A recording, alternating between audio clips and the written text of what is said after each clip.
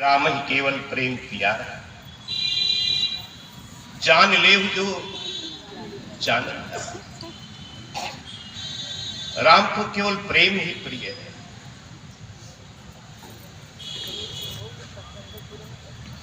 गीता गायक योगेश्वर भगवान श्री कृष्ण भी अर्जुन को संदेश देते हुए एक बात बड़े प्रामाणिकता से कहते हैं कि परमात्मा वो सबका सुहृद है। सुहृदम सर्वभूतानां ज्ञात्वा मां शान्तिमुच्यते। माने वो सबका सुहृद है, ये जान लेने मात्र से ही जीवन में शांति प्राप्त हो जाती है। प्रेम शब्द बड़ा प्रचलित है और कई बार हम जीवन में राग को भी प्रेम समझ लेते हैं। राग को हम प्रेम समझ लेते हैं। हमारे संत घोष कहते हैं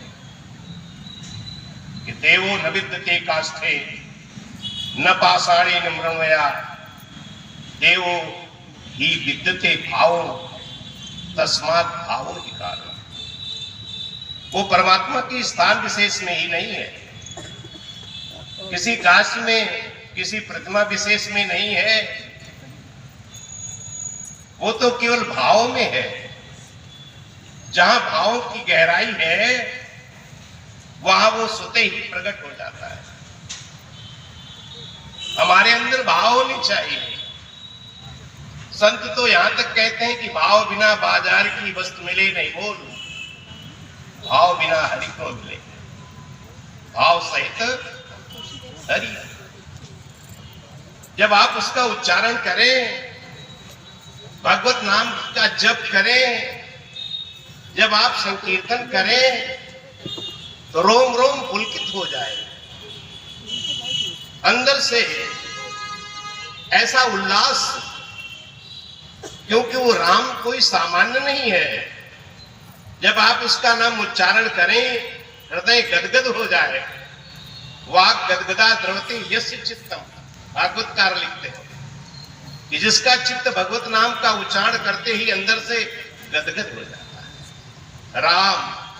और देखिए मानस में गोस्वामी जी लिखते हैं कि भरत जी जब राम से मिलने जा रहे थे तो भरत के मुख से जब राम निकलता था, स्थिति क्या होती थी? केवल जीवित प्राणी ही नहीं, वनस्पतियां प्रभावित होती थी।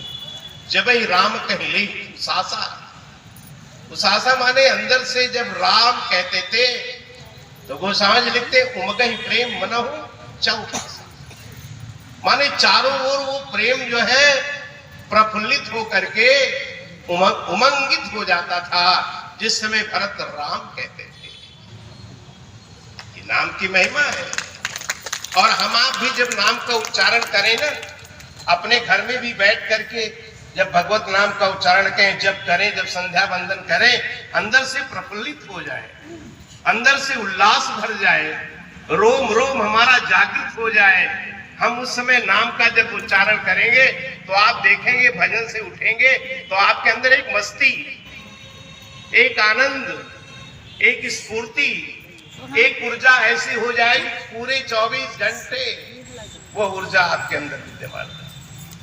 लेकिन शर्त है, राम का नाम लें तो अंदर से, राम का नाम लें तो राम से जुड़ करके नाम का उच्चारण करें तो आपको लगे कि जिसका हम नाम ले रहे हैं वो यहाँ बैठा हुआ है। ईश्वर कहीं बाहर है, कहीं अन्यत्र है, कहीं अपने से दूर है। महापुरुष कहते नहीं। गीता गायक अर्जुन को भगवान यही संदेश देते हैं, ईश्वरा सर्वभूतानां हृदयेषु अर्जुन तिष्ठति ब्राह्मण सर्वभूतानि यंत्रारूढ़ानि माया। वो परमात्मा तो अंदर बैठा हुआ है, और जब वो बैठा है और आप उसका नाम ले रहे हो, आप उसका उच्चारण कर रहे हो, तो वो सुन भी रहा है कि नहीं सुन रहा है। हमारे संत क्या कहते हैं? राम नाम अति मीठा है। राम नाम अति मीठा है। अगर मीठा है तो हम आपको मिठास क्यों नहीं आ रही है?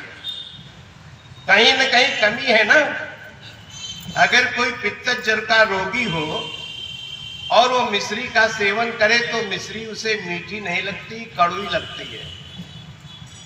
पित्त ज्वर का रोगी मिश्री खिलाई जाए तो मिश्री उसे मीठी नहीं लगती है, पित्त ज्वर की प्रबलता के कारण। इसी तरह से हमारे अंदर अनेक प्रकार के विकार भरे हुए हैं, और वो विकार कैसे हैं? काम, क्रोध, लोभ, मोह, मद, मत्सर, ये विकार हैं। और इन विकारों के होते हुए नाम का उच्चारण भी कर रहे हैं, तो राम नाम वो रूपी जो मिश्री है ना, वो हमें मिठास। किसी ने पूछा आखिर फिर इसका उपाय क्या, इलाज क्या है? बोले सिर्फ एक ही इलाज है कि वो मिश्री को खाता रहे।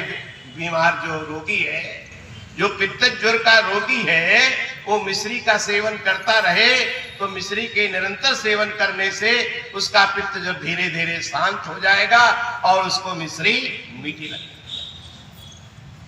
इसलिए महापुरुष कहते हैं कि राम नाम में हम आपको मिठास नहीं आ रही।